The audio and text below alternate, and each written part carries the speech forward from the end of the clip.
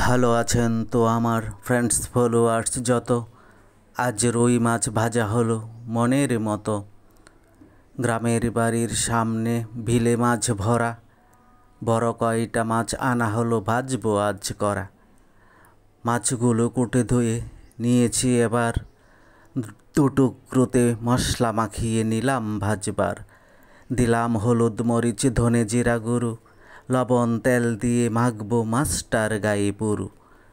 সামান্য মশলাই নেব ভেজে মাছগুলো, আদা রসুন বাটা ছাড়া ভেজে নেব এগুলো। গরমে যত মশলা কম দেয়া যায়, দেহটা রবে তাতে খুব সুস্থতায়। মাখানো হলে মশলা ছেড়ে দেব গরম তেলে, দুপিঠ ভালো করে ভেজে নেই উল্টে তাহলে। সময় নিয়ে ধীরে ধীরে ভেজে নিলে মাছ ভাজাটা দারুণ লাগে মুখেতে গেলে।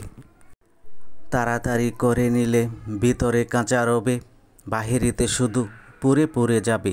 সময় নিয়ে দুপিঠ ভেজে উঠাবে যখন, গন্ধটা ছড়াবে বেশ ভাজিটা মনের মতন। ভাজিটা মজাদার হয় গরম ভাতে, তাহলে অসাধারণ স্বাদ পাবে তাতে। এক ভাজিতেই 2 প্লেট ভাত হয়ে যাবে শেষ। আসি তবে আজ সবাই থাকবেন বেশ।